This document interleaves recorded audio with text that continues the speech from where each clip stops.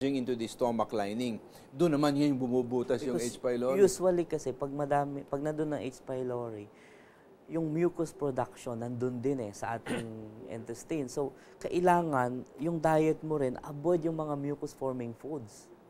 Tapos, ang nangyayari noon? Like a lot of too much milk. Milk, yung mga bread natin. Especially yung tinapay na refined flour. Refined flour. Here's what happened. What they call short-chain carbohydrates. Now they have a medicine na include H. pylori, pampatay ng H. pylori.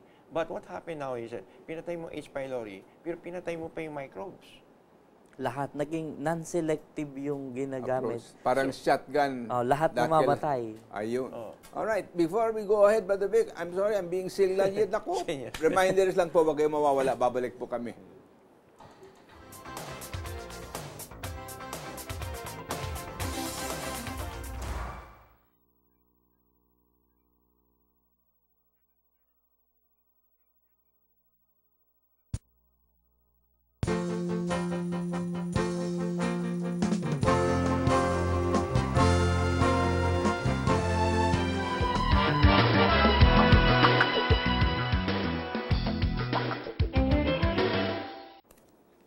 Okay, ito po ang ating isa pang question lang tatalakayin natin before we give you the kalusugan tip of the week. From 0916-736-1553. It's a very, very interesting and a very relevant question. Yung mga zinc syrup po ba ay talagang nakakagaling ng LBM, especially sa bata? Most of these zinc syrups are not zinc syrups. These are formulations that contain zinc, so rather than being purely zinc. Fortified by products that are fortified with zinc. Actually, zinc is an immune booster. Yun. So sa LBM, not directly na treatment or medicine siya for LBM, but it's a way para mapalakas yung immune system, para mapuksa yung whatever is causing the LBM. Usually E. coli Usually it's an E. coli bacteria that is ang kadalasan po yung sa ating mga LBM, for the most part, hindi naman sa lahat ng bagay, yun talaga yung E. coli bacteria, which is present in the food that we eat sometimes. Minsan, hindi namamatay yan sa pagluto natin. Or if we eat something fresh, meron palang E. coli bacteria. Pero pagka lumaganap ng E. coli bacteria, you will see in the States sometimes yung pagkain binibili sa supermarket can cause a lot of people to really go to the hospitals because of gastroenteritis. Because of gastroenteritis, yung the failure of the digestive system. Alright, ito po ang ating kalusugan tip of the week. Pag-uusapan po natin isang prutas na napakahalaga na. Minsan di natin pinapansin, pero napakahalaga pala sa kalusugan ng katawan. Ang health benefits po ng ang saging. Yan. Ang dapat daw siguro dito, minimum is 4 bananas a week in your diet. Ang inyong dapat kainin. Pero ako, I will confess, I eat a banana a day. Why? Because of many things that are in the bananas. Ito, 1 banana is 11% of the dietary fiber. And only about one that we need for the day, and only about 108 calories. Although I have to tell you that yung RDA or yung minimum daily allowance, sa akin, that's for healthy people. That's for people who are at the pink of health, but even that to me, it's so outmoded because it's on standards based on research 50 years ago. Okay, medyo nakaka-moderate po yan ng ating blood pressure. Bakit? Ang saging kasi maraming potassium. Over 13% ng ating kailangan sa katawan ay nandun sa saging. Naalala ko, maski na yung lola ko, alam mo, umabot ng pasado 90 anyos yun. Bakit? Walang ginawa kundi kumain ng saging. At hindi naman natin, alam mo, I'll give you a trick, hindi kailangan yung mga cultured bananas na punong-puno ng fertilizers. Saba. Alam po nyo masarap dyan, yung saba, yung senyorita, yung kinalawang, yung ating mga domestic varieties of bananas na palakihin mo dyan sa garden mo sa likuran. Pwede ka na magkaroon ng magandang supply ng banana araw-araw. And yun ang mga bananas na punong-puno ng kalusugan. At wala namang ganong harmful pesticides. Kasi yung pag nakikita nyo sa mga banana plantation, kung bombahin ng pesticide yan at lagyan ng fertilizer, ay grabe. Okay, anong ginagawa ng potassium? The potassium in bananas neutralizes kung sobrang taas ng sodium sa ating diet, thus allowing for healthy amounts of calcium to remain within the body. Why? Because the sodium leaches out the calcium content of our bones. Alright, so marami din naman ang banana na tinatawag nilang FOS or fructo-oligosaccharide, okay? That along with insulin, promotes calcium absorption. At sabi ba naman nagsasabi na some cancer prevention studies na ang probability of developing kidney cancer in female subjects, mga babae lang ito, decreased by 50% when eating bananas 4 to 6 times a week. It's also packed with vitamin B6. Isang banana has an impressive 34% of the RDA of vitamin B6. For example, ang B6 vitamin po sa bananas acts as an anti-inflammatory agent that helps ward off sakit sa puso, cardiovascular disease, type 2 diabetes, as well as obesity. Vitamin B6 in banana plays a pivotal role in cell formation and proper nervous system function. Ako, talaga palang napakadaming biyaya ang saging at napakasarap pa. So, make sure you eat a banana a day. But although, as I told you, I favor the naturally grown bananas, the organically grown bananas, yung ating mga native varieties, yung maninipis ang balat, pero katamis-tamis din naman ang bunga. Actually, dito sa atin, ang daming variety ng saging. ng banana. Yun lang, ang isa sa paborito ko, yung madaming buto. Yung saba. Pakil ang tawag sa oo. probinsya. It's like, ang pakil kasi, ito yung ginagamit natin, yung puso niyan sa kare-kare. Oo. Yung medyo yung mahaba yung puso. Napakatamis nung saging na yan. At the same time, hindi yan tinatanim. Wild siya. Ay, alam mo, dati yung mga wild bananas, during the war, nung panahon po ng gera, yung saging ganito kalalaki. Ay nako, mas 6 o 8 kayo, mas bubusog kayo dun sa saging eh. Pero hindi na nila masyadong, alam mo, mga wild varieties yun noon, no? Pero para mabuhay tayo ng panahon ng gera, maraming tao yun ang kinakain, yung saging. Hindi naninilaw yun, puros verde lang. Sabi nga nung Chinese friend ko, mas marami, compared sa apple, mas maraming health benefits ang saging. Kaya sabi niya, nung dinaya ni Eva si Adan, hindi apple yun banana yun. From 0946-749-4481, Ramon Saginsin ng Tundo. Yung prostate ko namamaga, nakita sa ultrasound. Nakakainom naman po ako ng gamot. Liliit po ba yun? At anong po ba ang pwedeng kainin sa ganyang sakit? Alam mo, anak, depende sa edad mo yan. No? Pero sa Amerika, sa findings nila, 80% of the men above 40 have got prostate enlargement. But huwag ka mangamba because prostate enlargement on its own may make your urine a little bit difficult because nakapress yun sa bladder mo, pero hindi naman po nakakamatay. Iyan ay tinatawag na benign prostate hypoplasia. So, ang nakikita natin dito, ang nangyayari dyan po, yung testosterone ng katawan, kino-convert yan to dihydrotestosterone kung kulang ang mga substances. And that's by enzymatic action.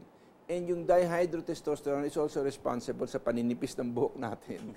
Pagkat sinasara yung mga follicles ng ulo natin. And for the thickening of the prostate muscle. Yan po ay typical lang sa mga lalaki at mga babae walang prostata. Okay, so dito ngayon, you have to therefore disarm these two enzymes called the alpha-5 reductase and the aromatase.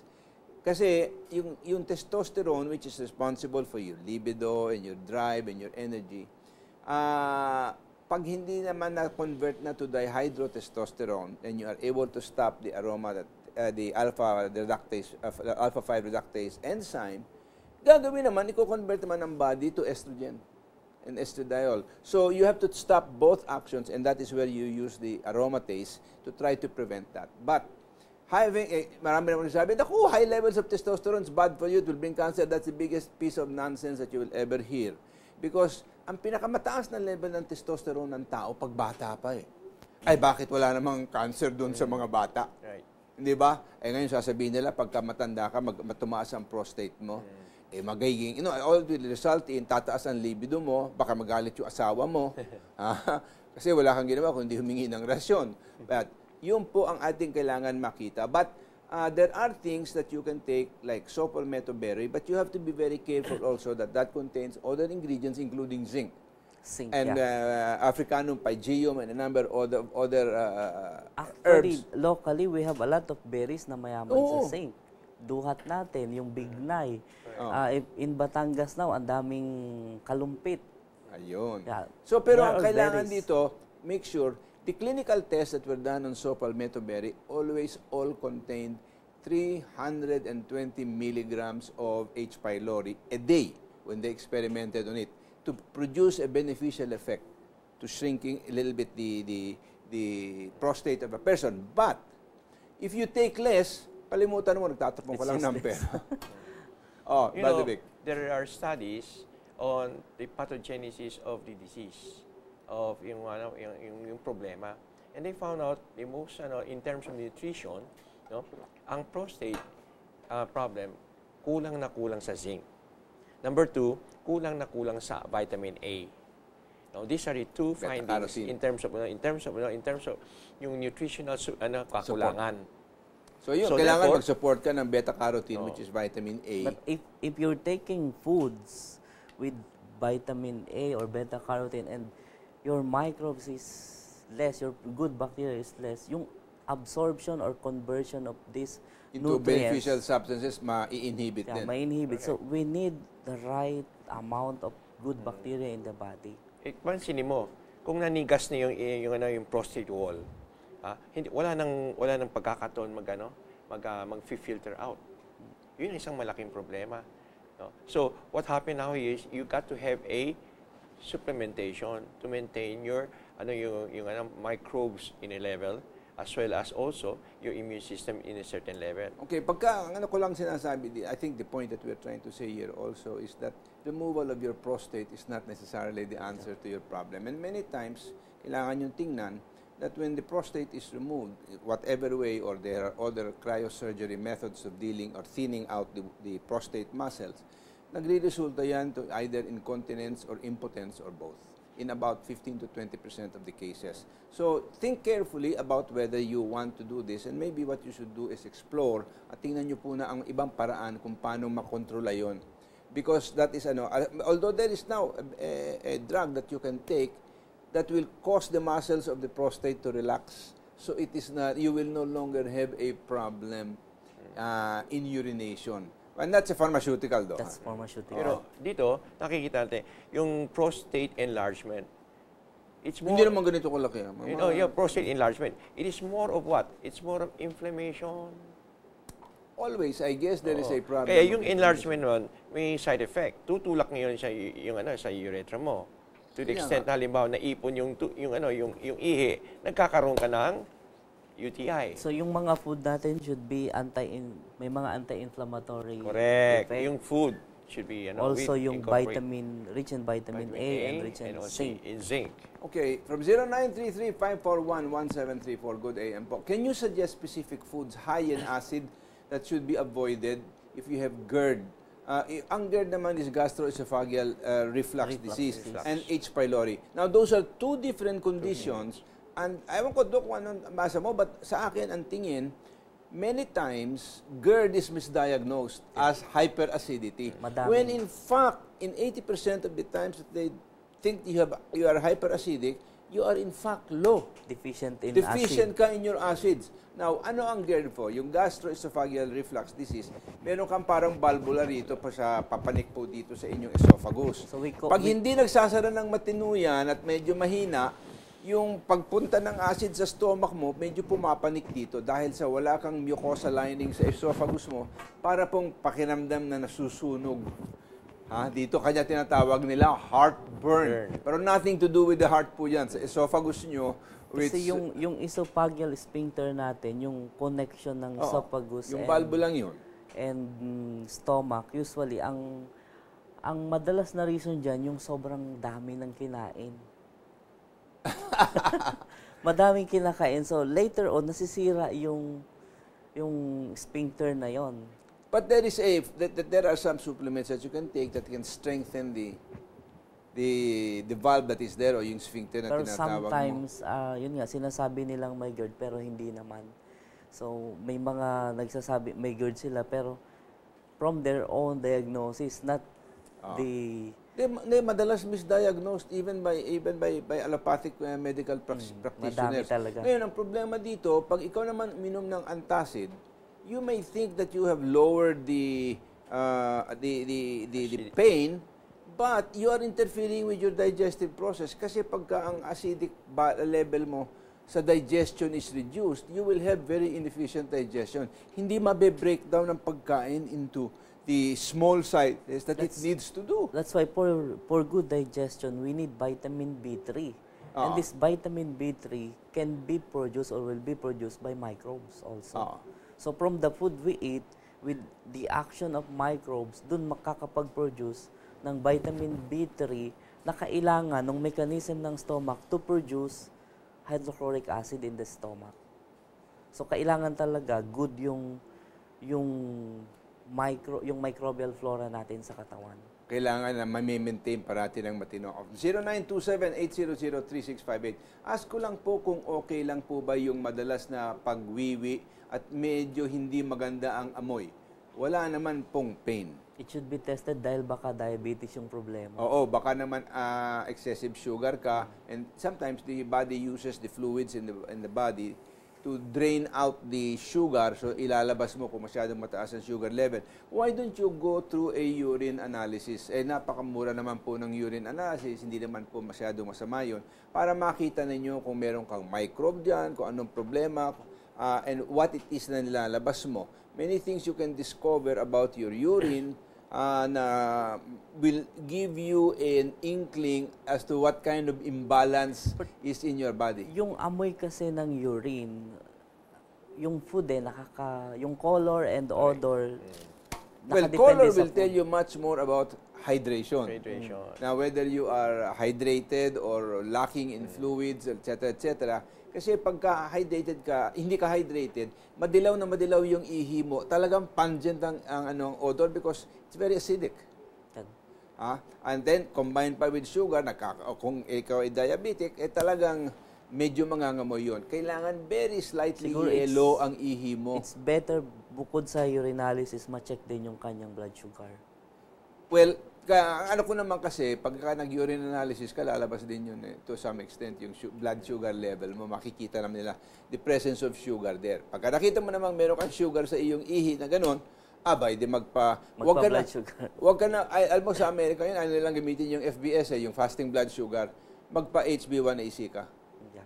Yung hemoglobin test na will tell you how much sugar you have in your cells for the last 2 to 3 months. So it's a much better indicator kasi ang FBS mo pag ganyan-ganyan yan buong araw depende kung kailan mo kukunin You know, yung sinasabi nila, whenever yung mga bata, we want to see whether kulang ang tubig o hindi. Nakikita natin sa yung kulay ng kanyang ihi. Di ba? Pagka kukunti, pagka masyadong dilaw, sabi, drink more water.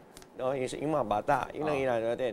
On the second point noon, yung sinasabi niya may amoy, tama sabi ni Doc Erwin, depende kung anong kinakain mo. Pansinin mo, pag kumain ka ng asparagus, maniwala ka yung ihi mong may miyang gabi o ay napaka-pungent. Depende kung anong kinakain mo. Yet asparagus is very beneficial. Very, very good. High in vitamin C. At saka hindi lang yun, we use it for anti-cancer. Now, another thing here is like this. Yung sinasabi niyang kung pansinin kung anong talagang yung kanyang ihi. Kung blurry. That means proteinuria na. Baka may mga granules na. Proteinuria niya. So in other words, this is where we determine na halimbawa yung kidney mo nag-uumpisa na. Kung diabetic ka, yung kanyang sinisira ng mga glomerulus noon will bring about na walang absorption. Kaya tinatapo ngayon yung protein. Yung glomerulus po, paliwanan ko lang siya, nasa sa kidney mo yan. Parang filter yan. Yan dumadaan ang ihi mo palabas papunta sa bladder mo. Blood vessels. That's what you call tens of thousands of blood vessels. Ngayon, kung nasira niyon, paano i-absorb yung protein? Kaya tinatapon. That is the first sign of yung sinasabi natin. First sign of kidney problem. Nagsisimula sa proteinuria, hindi na-absorb. Bakit hindi na-absorb? Hindi makapasok para sa filtration, absorption. Yun ang isang lookout, which is actually related yung sinasabi natin na yung baka sakali na paumpisa na halimbawa pre-diabetic syndrome. The problem now, ayon din sa data sa ating DOH, madaming mga diabetics, hindi nila alam na meron silang diabetes. Even in the States, so many people do not understand that they are diabetic. Pupunta lang sa doktor pag may problema na yung kidney. Kasi wala ka nararamdaman That's so akala mo, okay ka, this is why I'm a believer in going through a periodic blood test. No? Para, after a while. Kasi ang mahalaga dito, meron kang blood test ngayon, healthy ka. Ay, by 3 months, 4 months, 5 months later, baka iba na lumalabas sa blood test mo. That's why kailangan titingnan mo on the sequence of testings and the sequence of results so you can track at nakikita mo kung anong kalagayan mo. Is it improving? Is it worsening? Is it remaining the same? Diba? Alright, from 0919-256-5560 from Rene Barredo. Good day, M. Magtatanong lang po. Ako, ano ang magandang gamot sa natural kung merong stone kidney? Sambong yung approved ng DOH, pero depende kung anong klase ng stone. Madami kasing klase ng kidney stone. May uric acid, may calcium. Oxalate. Yung oxalate, we need to, kailangan matest kung anong klase ng stone. Kasi yung sambong na inapprove ng ating DOH, it's good for calcium oxalate stones, not for the uric. Which is probably the more common type of stone, no? Pero alam na, and I'm going to ask Brother Vic to tell us, marami pong nagagawa at naiinom para ma-break down ang mga stones. Kasi yan, pag lumabas yan sa kidney mo, tutuloy yan sa bladder mo, at then eventually lalabas mo pag umihi ka, no? Pero pag maraming stones kasi diyan, kasi matatala sa mga dulo no? Pwedeng masugatan na yung mga pathways, masugatan ang wall ng bladder mo, at masugatan even the urethra. Ang isang natural way is bantayan yung tubig kasi baka dehydrated. Kulang yung tubig na iniinom. Well, kanya nga, dito kung makikita mo una sa kulay, tapos pa-examine mo yung ihi mo, malalaman ko kung ano mga lumalabas sa iyo at keys or parang susi para maintindihan mo kung ano nangyayari sa kidney mo. Kung meron ka naman sa mga globules mo dyan na problema, mayroon din naman dyan matetake ng mga natural supplements that can restore. Kasi ang kidneys, pagka napoproblema, nagsishrink yan eh. Walang so your pagkain ability, ay nilit siya. Pero may marami tayong cases na halimbawa kila Dr. Sam Dizon, yung guest natin, at saka yung na halimbawa in 5 months time na naibalik namin siya normal, which through natural way of approach. Dealing with it. Actually, allopathic medicine has no answer for that. Wala. Kasi ang unang gagawin nila, dialysis na para matanggal yung ma-lower down yung creatinine to the extent na waiting for kidney transplant. Ayun, na napakamahal. 0915-900-7455. Greetings po. Ask ko lang po kung makakatulong ang probiotics sa gas pains. Palagi po kasi ako kinakabagan at heartburn. Kailangan po ba raw food ang diet ko? Please advise me po. Thanks and more power. Malaking tulong yung probiotics, pero I advise, medyo iwasan din niya yung mga oily foods. Kasi usually, yun ang nagiging dahilan ng gas pain. Yung too much oily food, lalo na nagkakaroon tayo ng, let's say, problema sa gallstone. Nakikita natin may problema na sa digestive system. That's why the production of excessive gas, although some gas is always produced, but the production of excessive gas already points to an imbalance in the digestive system. Usually, gallbladder problem din. May gallstone, hindi alam. So, maaari ding reason yun ng gas formation. So, possibly, no? Malaking tulong yung probiotics. Okay, so, we would suggest you take a lot of probiotics so that you can do that, and then take a look at also the alkalinity of your digestive system para malaman mo. And maybe what you should do is try to see if you can get water that has an alkaline level of about 7.5 so that you will render that area of your body less acidic. So siguro bago yung tanong, explain ko lang, ang probiotics, hindi lang siya para sa health natin, even for our environment. It can be used as disinfectant also. It can be used sa waste treatment. It can be used sa agriculture, sa organic farming. It can be used sa livestock, sa baboy, sa manok. Kasi pambalanse yan ng excess eh. Lahat ng amoy at lahat ng ibang makikita mo sa basura at iba pa. It's because there is an imbalance and a proliferation of bad bacteria, which pagka nabalanse mo with probiotics, di nawawala yung masamang amoy. Ito nga, yung recent na yung calamity sa Cagayan de Oro, ang in-spray nila dun sa mga namatay, probiotics, para mawala yung amoy. Nawala naman. Nawala yung amoy. Okay. Yung oil spill sa Guimaras, they use probiotics para mawala yung oil spill. They also use enzymes to eat up a lot of toxic matters and oil, for example, especially petroleum products in waters. This is where I would like to say, yung encounterance ko. There was this guy, a head of the IPR, sa United Nations in Switzerland, wherein nakaibigan ko. During that time, the USSR naghiwalay na, hindi sila isang community. So, pumunta dito sa Pilipinas on assignment. Tapos, he was from Bulgaria. And Bulgaria is prominent in producing yung Bulgaricus, yung sa probiotic. And sabi niya, ang tanong sa akin ay, ano bang ginagawa rito sa Pilipinas tungkol sa mga gastrointestinal problem, like for instance, irritable bowel movement o kaya LBM, so forth. Sabi ko, well, what I know is doctors are prescribing antibiotics. Ang tingin sa akin, what? Umatras? What? Sabi niya gano'n. Do you know that in Europe, we never prescribe antibiotics for an intestinal problem? No? And we try to do the management of a good flora in your stomach. Ganun pala nangyari. And that was actually what? That was actually more than 10 years ago. And we're just beginning to catch up. From 0905-872-0561.